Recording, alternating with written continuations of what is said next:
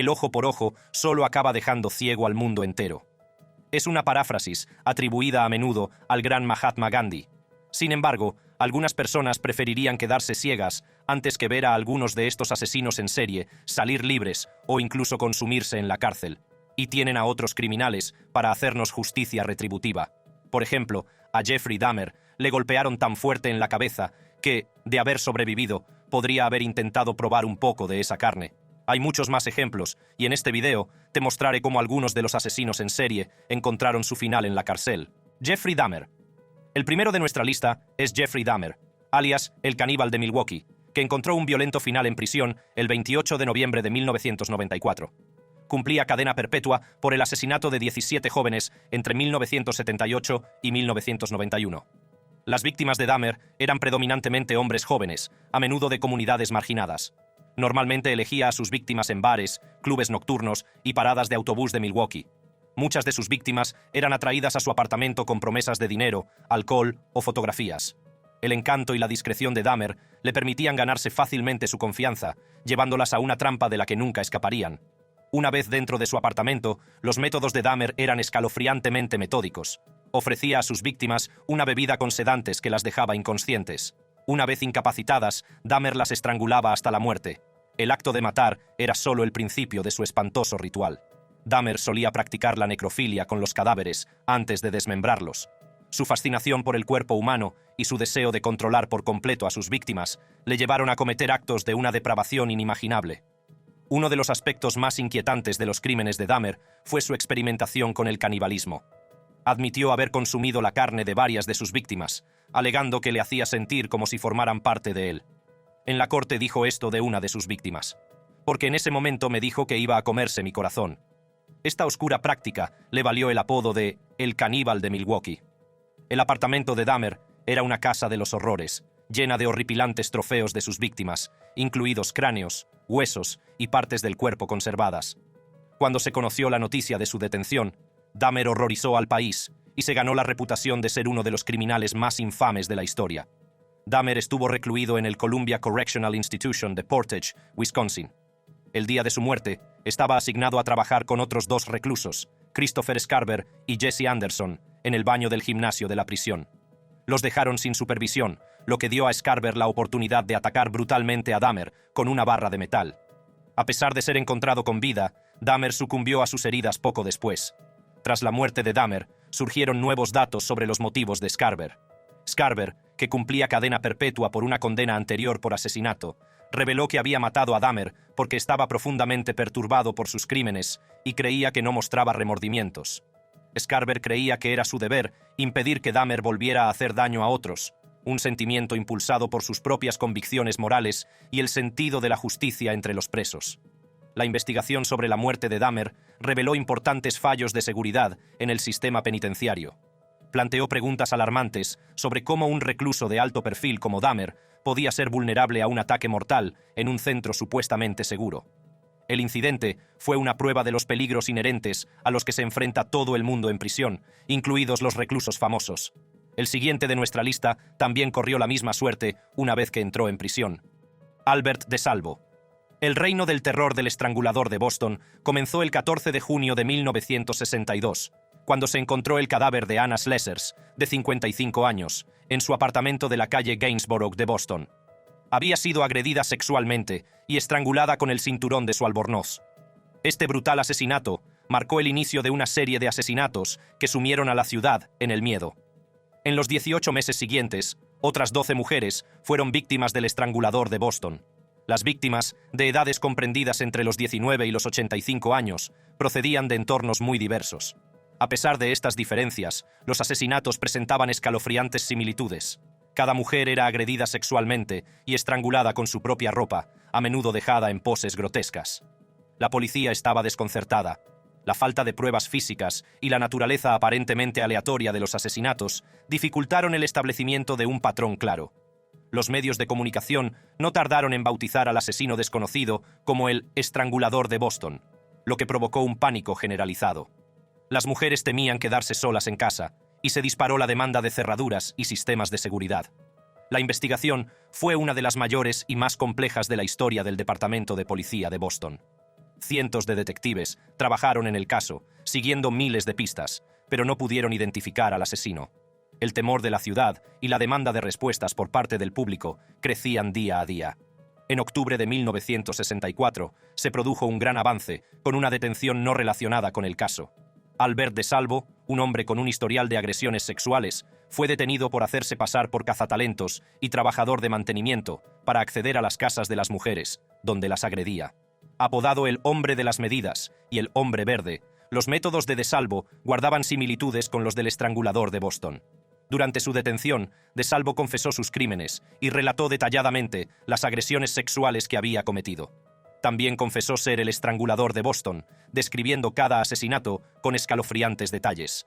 Sin embargo, surgieron dudas sobre sus afirmaciones. Algunos investigadores creyeron que había inventado su confesión para llamar la atención y observaron incoherencias en sus relatos. La descripción me convenció de que se estaba desahogando. A pesar de las dudas, la policía consideraba a DeSalvo el principal sospechoso. Su conocimiento detallado de los crímenes y su disposición a confesar le convirtieron en el principal sospechoso. Sin embargo, a falta de pruebas físicas que lo relacionaran con los asesinatos, DeSalvo nunca fue juzgado por los asesinatos del estrangulador de Boston. En su lugar, fue declarado culpable de agresiones sexuales y condenado a cadena perpetua en 1967. La vida de DeSalvo entre rejas fue horrible. Inicialmente fue enviado al Hospital Estatal Bridgewater para criminales dementes, donde se enfrentaba con frecuencia a otros reclusos y al personal. En febrero de 1967, DeSalvo se escapó, provocando una persecución masiva antes de ser recapturado en 36 horas. Su fuga no hizo sino aumentar su notoriedad. Trasladado a la prisión estatal de máxima seguridad de Walpole, DeSalvo siguió siendo problemático y protagonizó numerosas peleas. El 25 de noviembre de 1973 fue encontrado muerto a puñaladas en su celda, atacado por otro recluso. Su asesinato sigue oficialmente sin resolverse. Lo mismo puede decirse de la siguiente persona de nuestra lista: Donald Harvey. En 1970, a la edad de 18 años, Donald Harvey cometió su primer asesinato. La víctima era un paciente anciano ingresado en el hospital para recibir tratamiento. Más tarde, Harvey afirmó que había matado al hombre por compasión, creyendo que estaba aliviando el sufrimiento del paciente. Sin embargo, este acto no fue más que el principio de una larga y espantosa serie de asesinatos. Los métodos de Harvey eran variados y escalofriantemente calculados. Utilizaba arsénico, cianuro, insulina y asfixia para matar a sus víctimas, muchas de las cuales eran ancianos o enfermos terminales de los hospitales donde trabajaba. Su posición de confianza le permitió explotar el sistema y eludir las sospechas durante años. A lo largo de 17 años, Harvey afirmó haber matado entre 37 y 57 personas, y más tarde sugirió que la cifra se acercaba a 87. Este asombroso recuento de cadáveres le valió el apodo de Ángel de la Muerte. Uno de los aspectos más impactantes de los crímenes de Harvey fue el gran número de víctimas y la forma en que evadió la detección. Su habilidad para pasar desapercibido y parecer discreto le permitió continuar su matanza sin levantar sospechas. Sus víctimas solían ser ancianas o enfermas terminales, lo que dificultaba la detección de delitos. La ola de asesinatos de Harvey se extendió más allá de los hospitales. En 1983 envenenó a su amante, Carl Howeller, con arsénico, causándole años de enfermedades debilitantes.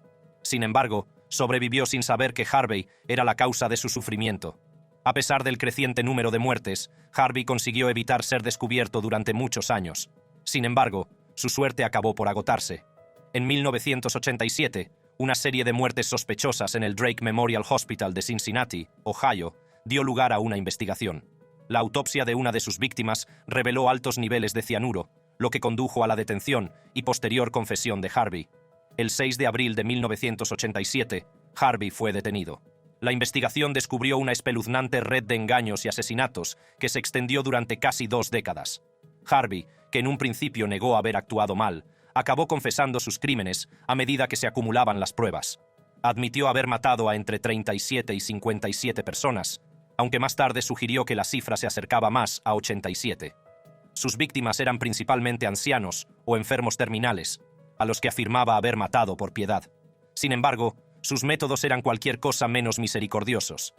El juicio de Harvey comenzó en agosto de 1987 y rápidamente se convirtió en uno de los casos más sensacionales de la década. La acusación presentó una montaña de pruebas, incluidas las detalladas confesiones de Harvey. A pesar de los esfuerzos de la defensa por argumentar que Harvey padecía una enfermedad mental, las pruebas eran abrumadoras. El 18 de agosto de 1987, Harvey se declaró culpable de 24 cargos de asesinato, 4 de intento de asesinato y 1 de agresión. A cambio de su declaración de culpabilidad, se le libró de la pena de muerte y fue condenado a múltiples cadenas perpetuas sin posibilidad de libertad condicional. La vida en prisión de Harvey terminó a principios de 2017. El 28 de marzo, Harvey fue encontrado gravemente golpeado en su celda de la Institución Correccional de Toledo. El ataque, llevado a cabo por su compañero James Elliot, dejó a Harvey con graves lesiones en la cabeza y múltiples fracturas. El motivo de la agresión sigue sin estar claro, pero se especula que fue una forma de justicia penitenciaria. La reputación de Harvey como el ángel de la muerte le convirtió en un objetivo prioritario para la venganza, y Elliot aprovechó la oportunidad para ejecutar su propia forma de venganza. Esta misma venganza podría haber pasado por la mente de quien mató a la siguiente persona de nuestra lista: Thor Nils Christiansen. De niño, Christiansen era el chico perfecto, inteligente, tranquilo y sobresalía académicamente. Sin embargo, sentía fascinación por la violencia y la muerte, y a menudo se entregaba a fantasías macabras. Estos signos preocupantes pasaron desapercibidos, ya que mantenía una fachada de normalidad. Durante su adolescencia, Christiansen se volvió cada vez más retraído y aislado, y prefería estar solo. Su rendimiento académico disminuyó y empezó a experimentar con el alcohol y las drogas, alejándose de un futuro prometedor. El primer indicio conocido de la caída de Christiansen en la delincuencia se produjo en noviembre de 1976.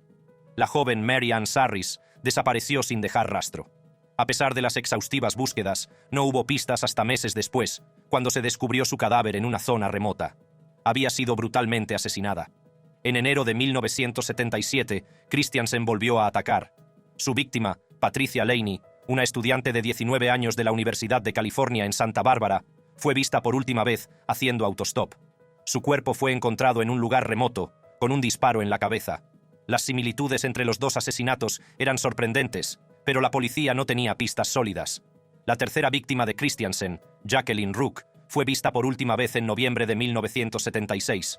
Su cuerpo fue descubierto poco después de su desaparición, y el patrón se hizo evidente. Las mujeres jóvenes, a menudo autoestopistas, eran atacadas y asesinadas de forma similar. El miedo se apoderó de la comunidad, y la policía se vio sometida a una enorme presión para atrapar al asesino. A pesar del creciente número de víctimas, Christiansen logró eludir la captura, manteniendo una fachada de normalidad. Sin embargo, en julio de 1977 cometió un error crítico. Recogió a una autoestopista llamada Lydia Preston, con la intención de convertirla en su próxima víctima. Preston consiguió escapar después de que Christiansen le disparara en la cabeza. Milagrosamente, sobrevivió y proporcionó a la policía una descripción detallada de su agresor y de su coche. Este fue el avance que necesitaban las autoridades. La policía inició una intensa investigación y en febrero de 1979, Christiansen fue finalmente detenido. Las pruebas en su contra eran abrumadoras y fue acusado de los asesinatos de Sarris, Laney y Rook, así como del intento de asesinato de Preston. Durante el juicio, Christiansen no mostró remordimiento alguno y su actitud fría y distante subrayó el horror de sus crímenes.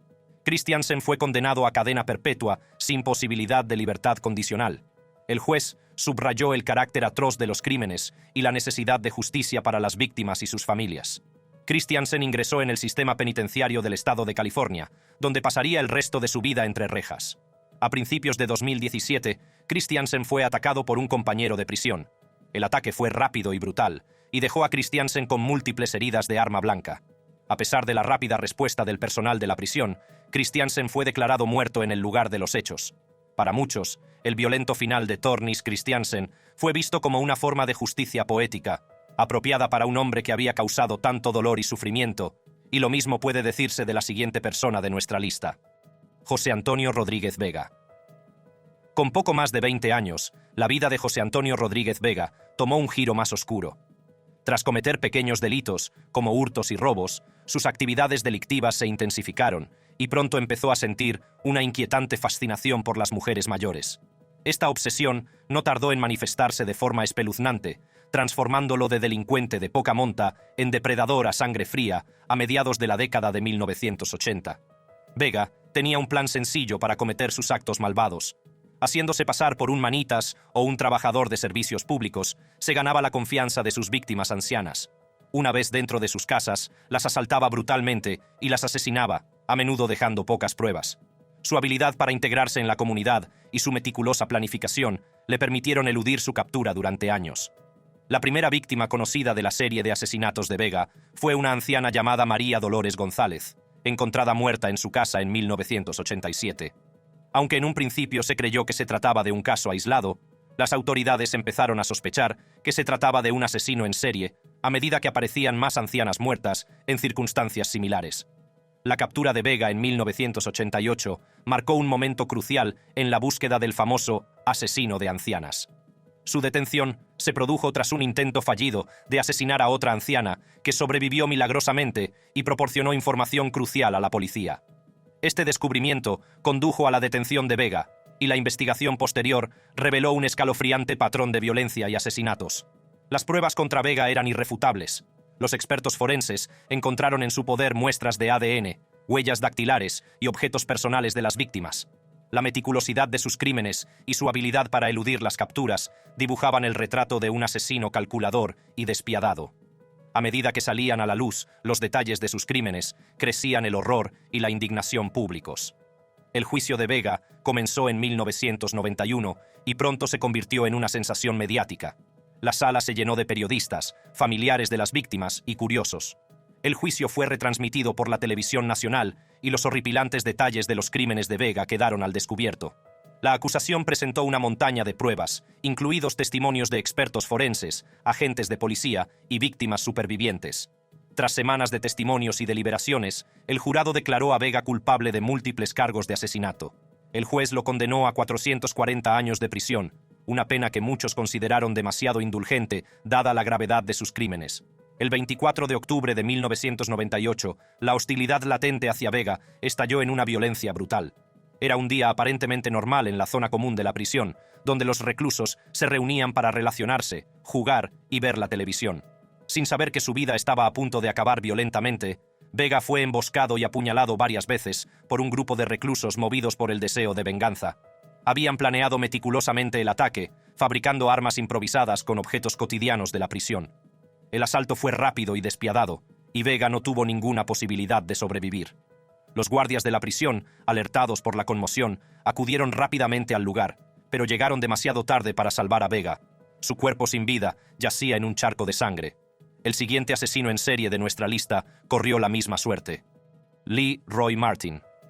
En 1967, los oscuros impulsos de Lee Roy Martin se manifestaron en una serie de brutales asesinatos que conmocionaron al país.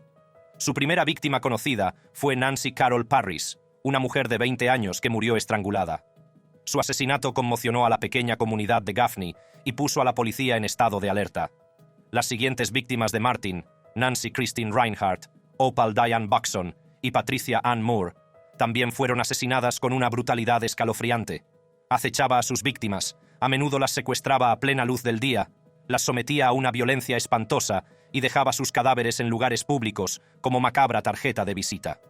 El reino del terror del estrangulador de Gaffney infundió miedo y pánico en la comunidad. Los padres mantenían a sus hijos en casa, las mujeres viajaban en grupo y la policía se enfrentaba a una inmensa presión para atrapar al asesino. Sin embargo, Martin se mostró escurridizo, siempre un paso por delante. A pesar de la creciente presión, la policía no pudo hacer avances significativos. La frustración de la comunidad crecía a medida que continuaban los asesinatos y la cobertura mediática amplificaba la sensación de miedo. No fue hasta que Martin cometió un error crítico cuando las autoridades finalmente lo detuvieron. En febrero de 1968, Martin llamó a un periódico local y confesó los asesinatos, proporcionando detalles que solo el asesino conocería y dirigiendo a la policía hacia uno de los cadáveres de sus víctimas. Este descarado acto de arrogancia provocó su caída. La policía rastreó la llamada y detuvo a Martin poco después. La detención de Martin supuso un alivio para la comunidad, pero el horror de sus crímenes estaba lejos de terminar.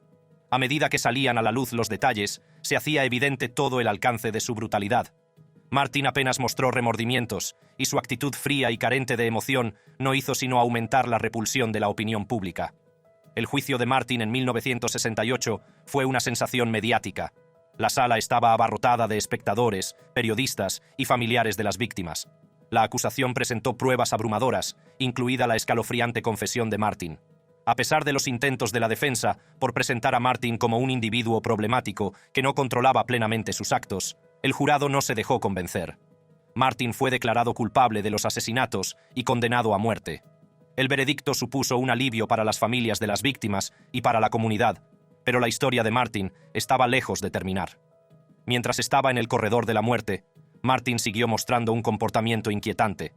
Se burlaba de los guardias de la prisión y de sus compañeros, y sus tendencias violentas persistían.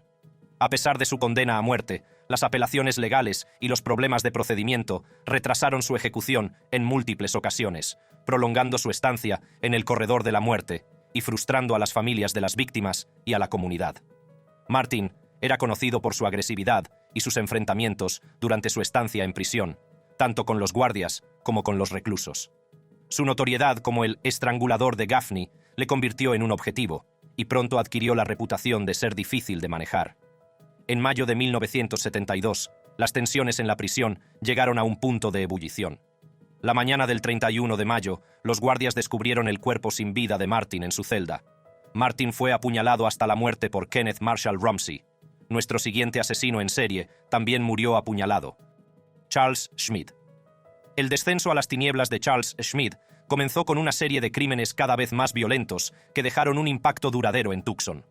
Su primera víctima conocida fue Alin Rowe, una estudiante de secundaria de 15 años que cayó presa del manipulador encanto de Schmidt.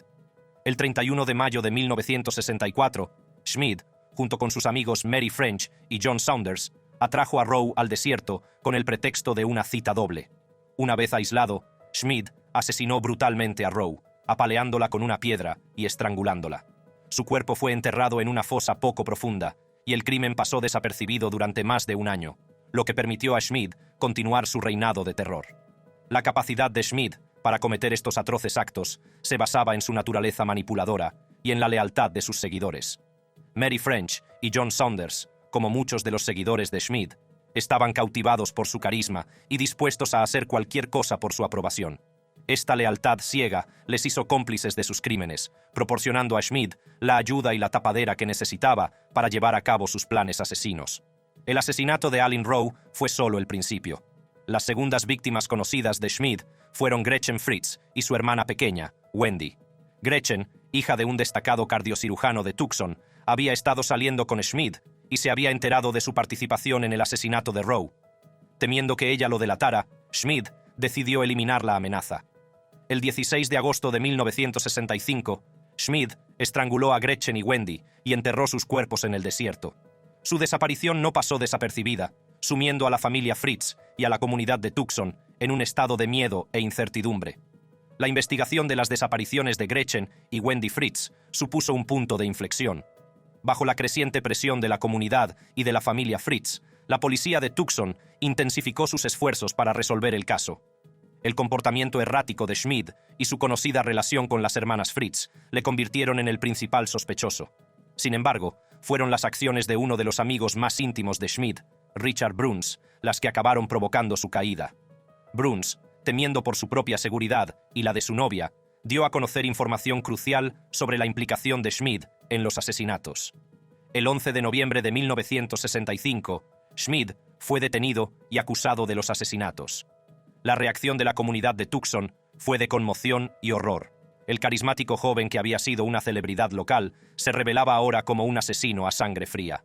El juicio de Schmidt atrajo la atención nacional y su extraño comportamiento en el tribunal conmocionó al público.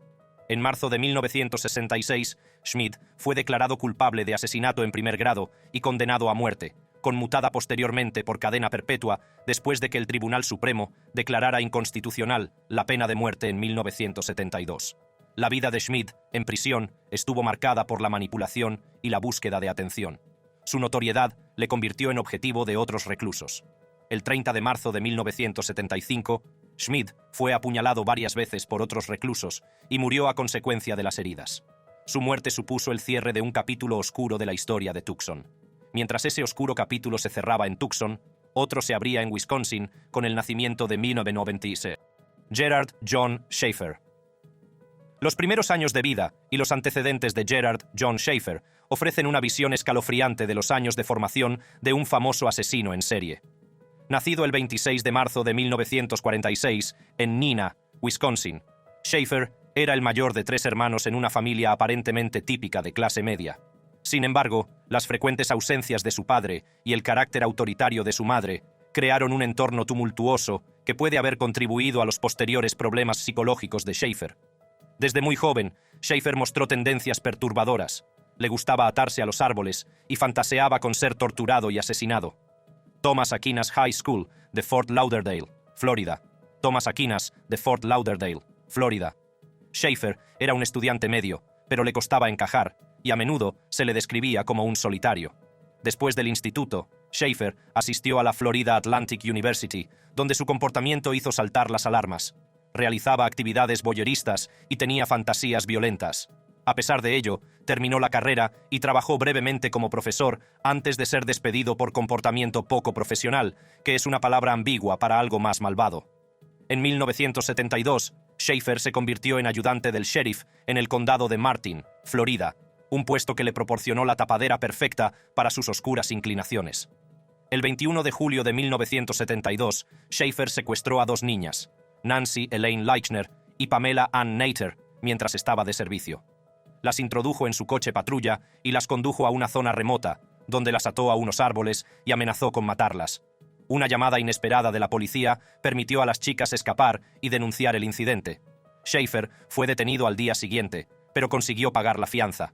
Mientras estaba en libertad bajo fianza, las siguientes víctimas conocidas de Schaefer, Susan Place y Georgia Jessup, desaparecieron en septiembre de 1972. Sus cadáveres descompuestos fueron descubiertos meses después, lo que intensificó la investigación sobre las actividades de Schaefer. En el registro de la casa de Schaefer se encontraron objetos personales de las víctimas y escritos inquietantes en los que se detallaban torturas y asesinatos. En octubre de 1973, Schaefer fue declarado culpable de los asesinatos de Susan Place y Georgia Jessup y condenado a cadena perpetua. Los investigadores sospechaban que Schaefer había asesinado hasta 34 mujeres, basándose en sus escritos y en las pruebas encontradas en su casa. A pesar de las abrumadoras pruebas, Schaefer mantuvo su inocencia y siguió escribiendo desde la cárcel, presentándose como víctima de un sistema judicial corrupto. La vida de Schaefer terminó violentamente el 3 de diciembre de 1995, cuando fue hallado muerto a puñaladas en su celda de la prisión estatal de Florida.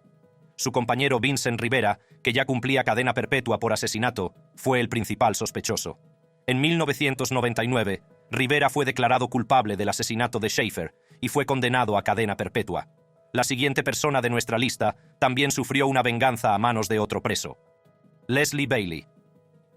Leslie Bailey fue un conocido pedófilo y asesino implicado en el abuso sexual y asesinato de al menos 3 niños en Londres durante la década de 1980. Junto con Sidney Cook y otros, Bailey participó en estos horribles crímenes. Bailey, Cook y otro cómplice fueron juzgados por el asesinato en 1984 de Mark Tildesley, de 7 años.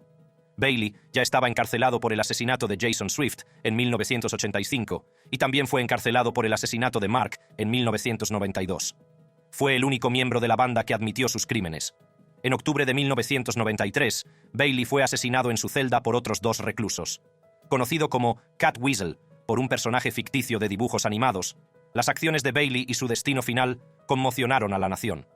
El 1 de junio de 1984, Mark Tildesley, de 7 años, fue sacado de un parque de atracciones con la promesa de caramelos por Cook. La bicicleta de Mark fue encontrada encadenada en las inmediaciones. Bailey declaró más tarde que Cook y Lenny Smith drogaron a Mark y luego lo estrangularon durante una violenta agresión sexual en la que participaron los 3 hombres. Nunca se encontró el cuerpo de Mark, lo que hace que su caso sea especialmente trágico.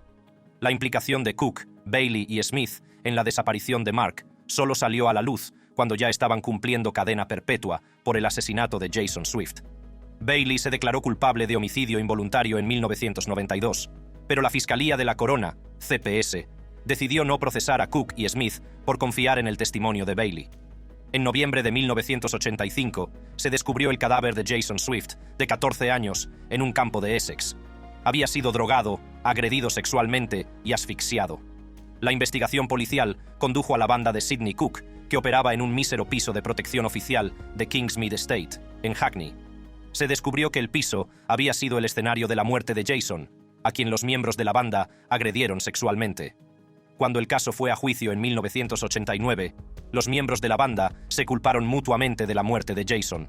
Hubo pruebas suficientes para condenar a 4 miembros, incluido Bailey, por homicidio involuntario. En 1993, las fuerzas de seguridad confirmaron que Bailey había sido encontrado muerto en su celda de la prisión de Whitemoor. En un principio, se sospechó que podía haberse suicidado, pero el forense confirmó posteriormente que había sido asesinado. Tras una minuciosa investigación, otros 2 reclusos, John Brooks y Michael Caine, fueron juzgados y condenados por el asesinato. Al parecer, el asesinato fue un acto de venganza por las víctimas infantiles de Bailey. El caso arrojó luz sobre la dura realidad de la vida en prisión, donde incluso los reclusos más notorios podían enfrentarse a su propia forma de justicia por parte de sus compañeros. Así llegamos al final de este vídeo. Para ver más vídeos interesantes como este, haga clic en las tarjetas de su pantalla.